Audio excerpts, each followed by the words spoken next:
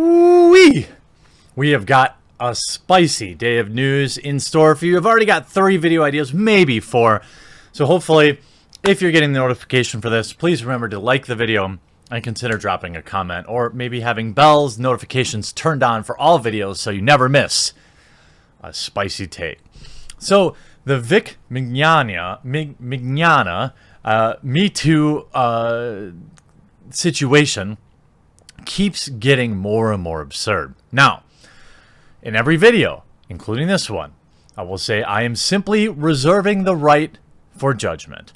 I have not seen any of these, quote, allegations, which apparently are more than 25 women. I have not seen anything that I would consider a red flag in terms of his behavior. That hasn't stopped the Hitpieces from coming out, his, quote, alleged victims from using this for attention on Twitter, and has had Funimation employees faking swattings. We've had other blue-haired supporters like Renfamous allege that it was me or one of you, the viewers of my videos, that caused this swatting, and even after it was proved that this Funimation employee lied about it, remains to double down on that. And I want to go through a little bit of both now what Monica Ryle has said, which is absurd, the hit piece put out by Gizmodo, and well, Vic is fighting back. He has retained a law firm, and I want to get you up to date on the AnimeGate fight. So we see this piece by Beth Elderkin at Gizmodo, one of anime's biggest voices accused of bad behavior. Last summer, voice actor Vic Mignogna went in a booth with a few others to record audio for a video game. At one point, Mignogna asked the client who was overseeing the session if she was okay with his performance. When she didn't answer right away, he followed up with, "You know the old Latin, or is it Greek?" There's an axiom that says silence gives consent. I can see what they're trying to do here.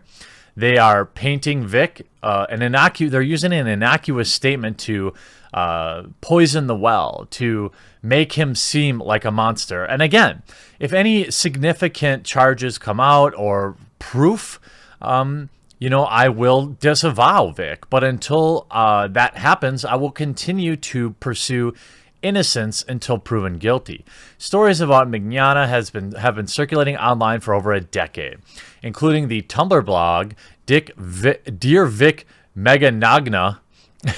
The latest round of accusations started surfacing in mid-January this year.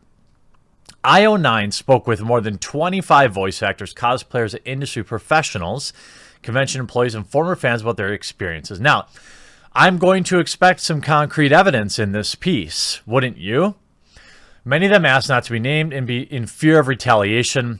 What we see, I'm not sure what retaliation they are worried about. In my experience, the greatest fear that a lot of these folks have had is the fear of criticizing, of being criticized. We see this with Monica Ryle, who has now blocked me after criticizing or asking for more information. It is not retaliation to ask for more information, especially when you're publicly saying some horrible things about somebody. Testimonials circulating online paint a picture of the 56-year-old man who aggressively hugs, grabs, touches, kisses, and propositions women, often without asking for their consent. It happens at panels, autograph lines, and private events, and behind closed doors. His behavior has become so known in the anime and comic convention communities that it is more of an open secret. Have you heard of a missing stare? Have you heard the missing stare analogy? Voice actor Jamie McDonnell said, "It's basically what happens when many folks in an industry know about a certain person, warn everyone about that person kind of quietly. It's related to the missing stare in that, yeah, the stare is missing, but you tell people to skip the stare because it's broken. The problem is people who don't know that stare are bound to trip on it. And that's what it's been like for upwards of 15 years. People just know about Vic." Interesting. So it wasn't the first 25 people that came forward. It was 26. And we'll notice here in the next paragraph, I believe, is the reasoning for it now. Vic Mignogna's name might not ring a bell for most, but within the anime community, he's a household name. He appeared in hundreds of anime films, video games. He was recently heard as Broly in Funimation's Dragon Ball Super Broly, which has made more than $30 million at the U.S. box office. An impressive feat for an anime film. It's the latest movie in the Dragon Ball series, one of the biggest anime franchises in the world. The series even had a balloon at the Macy's Day Parade last year. So a lot of people are speculating that the success of the Broly film, of the latest Dragon Ball Super film, is really why all this is coming out. They want to take the man down a peg rather than make any legal claims, rather than make any public claims ever before. This seems like a good time, to do it. Again, voice actor Charlotte, not her real name, confirmed to IO9 that she shared her story with Funimation for its investigation. By the way, one of the people involved in this investigation was also the person that lied publicly about the swatting and was a Funimation employee. She relayed to her IO9 her experience, which Mignogna denied in an email response to IO9's question. Charlotte had said at a con in late 2000 she was getting ready to go to dinner with him and some other con guests and employees. Mignogna asked if they could stop by his room first because he wanted to show her a video. Ha!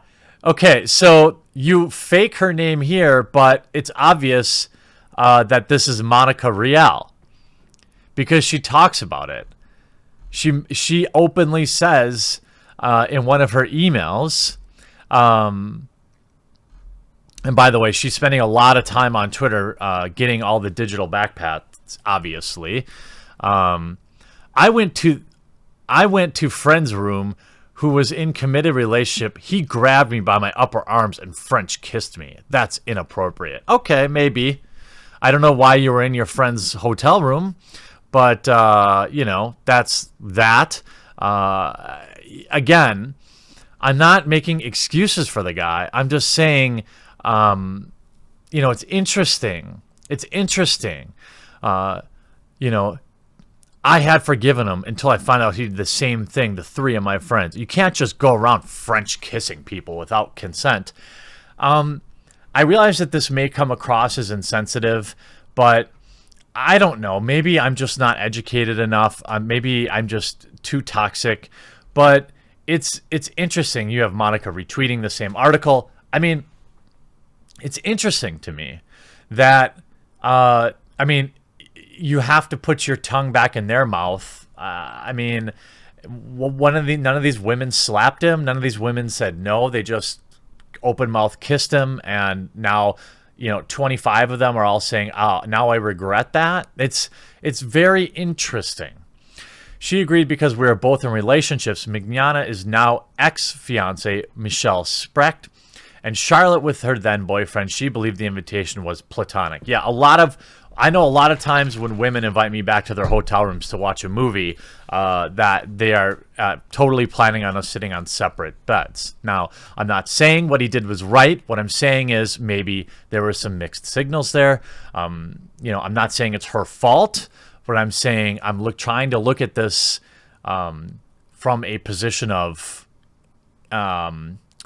impartiality.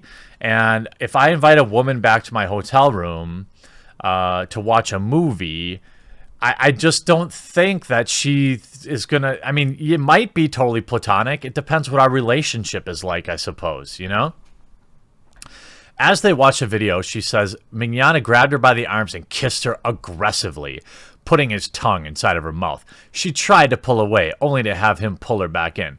She told IO9 she felt scared and frozen, like a board. Then things escalated. Charlotte said Mignogna backed her up to the bed as she fell down, then got on top of her. Soon after, a friend came in to check on them, and she immediately got off the bed. I was saved by a door knock. I can't say what would have happened. Oh, but you can imply it, right? I don't know if I would have kicked his butt or would have kept going, and I stayed frozen. She said, I kept waking up in the middle of the night with that panic feeling. It's that panic. It's that feeling I have to do something to get away from me. This obviously seems inappropriate. I'm not seeing anything horrible, right? But 2 more allegations saying He regrets if he made his colleagues feel uncomfortable. The second statement, released on the 13th, said he's taking time to recommit to God and seeking the help of a counselor. Now, this is Vic Mignogna. Several people in the anime industry, speaking under the condition of anonymity, shared with IO9 their experience with voice actor. Rachel, not her real name, recounted two experiences where she said with Mignogna. The first one, which Mignogna has denied. So again, he has denied all of these. Happened at a convention in 2008, so 11 years ago.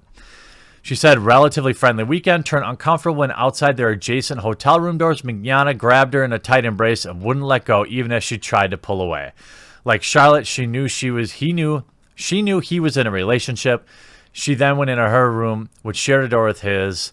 That's when the knocking started. I heard a slow knocking at the door, and that's between our two rooms.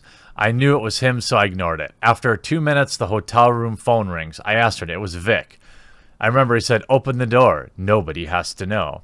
She said. She said he continued to knock on the door. The phone rang at least one more time until she stepped into the bathroom and turned on the shower, sitting on the bathroom floor for an hour, shaking. Okay.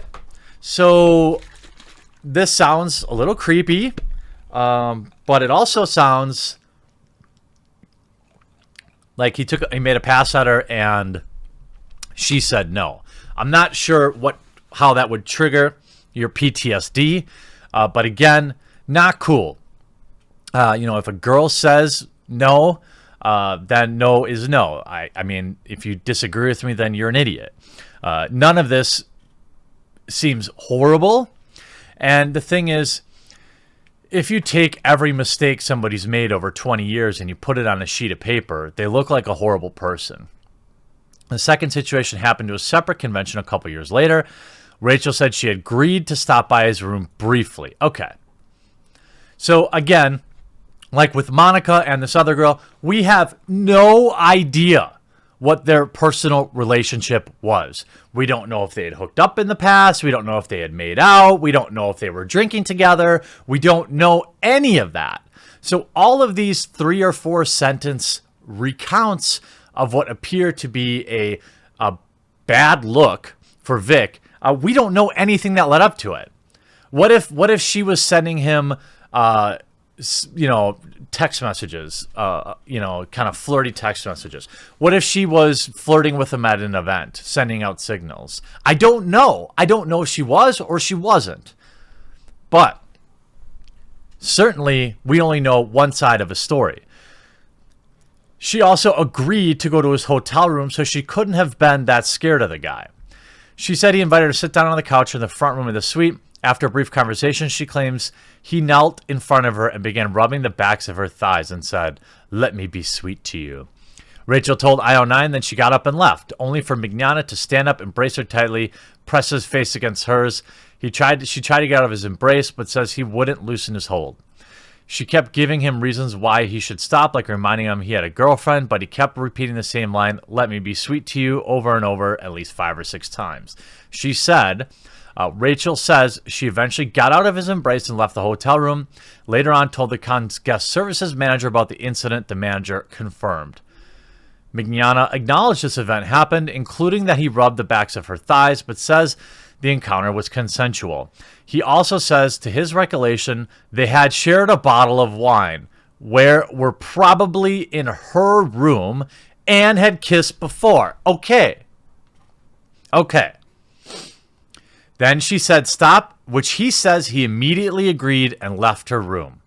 Rachel responded by denying they ever kissed, and that she doesn't recall drinking wine with him. Okay, so when people say I don't recall, that means it happened for the most part.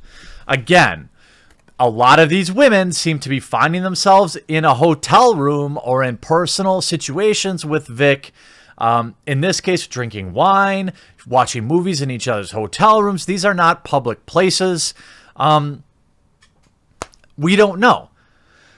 Vic is a pretty attractive man. It's not that impossible to believe that some of these women may have been flirting with him. Again, the blue-haired listen and believe crowd will say, well, look, Jeremy doesn't believe it happened. I'm not saying it didn't happen. I'm saying we have one side of the story and literally no evidence. Okay? If 100 people said that Monica Ryle did this to her and didn't have to prove any of it and didn't have, any context, and it was 10 years later, would you believe it? It sounds like Vic is a bit of a hound dog. That's what it sounds like to me. But it doesn't sound like he's a monster. None of these situations were ever reported to the police. These people were in Vic's hotel room. Why? If this is the broken stair that everybody in the industry is supposedly knows about, why are they alone drinking wine with the man in his hotel room? Just wondering.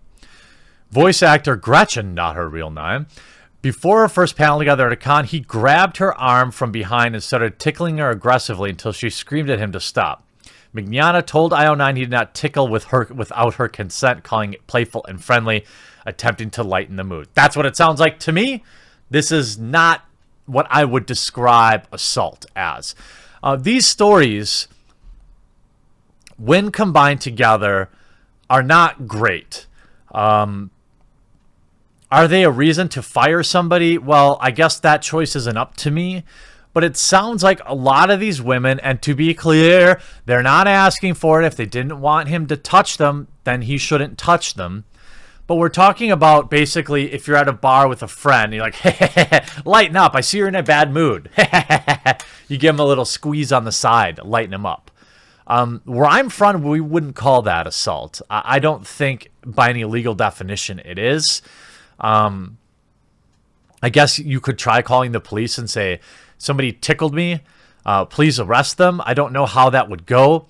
In all these cases, there seems to be some mutual relationship. Mignogna acknowledged this event happened, but remembered it very differently. He said the two of them went out to a private dinner in which they mutually and consensually kissed. He invited her to his room, according to Mignogna. Diana responded that she wanted to go, but she shouldn't since they were both involved with someone else at the time, after which they parted ways. Diana denied Mignogna's version of the event, saying it wasn't nearly as simple as he's making it seem. Again, all of these women are alone with Vic by their own choice, many of them drinking, many of them going out to dinner, none of them really assaulted, in my opinion. That's my opinion. I'm not the law. Okay, if the law says it, great. But it sounds like a lot of women, that Vic may be a little aggressive, but I'm not reading anything that is that bad. I mean, he may be a bit of a dog, okay, hound dog, but is that a fireable offense? Is that a reason to drag a man through the mud? I mean, apparently so. Apparently to Gizmodo, Polygon, Kotaku, this chick, Monica Rial, who's really, really having a hard time with all this free publicity she's getting, all these retweets. Again, in the mid-2000s, we were in a convention together. He grabbed me and kissed me in his hotel room. I froze. You may wonder why I didn't yell or scream to push him away. I was scared. Why? Okay, because something happened to me as a teenager, and I learned that sometimes fighting back made it worse. Okay, well, if that happened to you as a teenager, that's obviously horrible. But it's interesting that you pre-address most of the questions. Why did I go to his room? Because he asked me to watch a video, and I trusted him because he was my friend. Well, after the mid-2000s, you were still hanging out with him, still going out to dinner with him, still spending all this time with the guy. Couldn't have been that bad. To have one of the victims tell me that the investigations were incredibly thorough, I don't put a lot of stock in that, knowing that part of that investigation is a mentally insane person who lies about being swatted. Monica has lashed out at fans. Monica has said she's sending tweets to Homeland Security. Monica has attempted to discredit my coverage and other YouTubers' coverage of this event. Now, I would prefer nobody contact this woman. She clearly is just doing this for attention, and maybe these things happen to her. I wouldn't personally qualify any of these as like horrible situations. All right, sounds like Vic is a bit of a hound dog. But it also sounds like a lot of these women were spending a lot of one-on-one time with him, a lot of one-on-one time going out to private dinners, a lot of one-on-one time going back to his hotel room, a lot of one-on-one time drinking bottles of wine in his hotel room, watching movies in his hotel room. Why? Why? If everybody knew he was such a monster, and if you didn't want to be there, why were you there? Why were you going out to dinner with a man? You can't go back later and say, well, I knew we shouldn't be making out, but, you know, because we both had significant others, but I still went out to dinner with him alone anyway. If my wife was going out to dinner with another man while out of town, I wouldn't be too happy about it, and I don't think she'd be happy if the situation were reversed.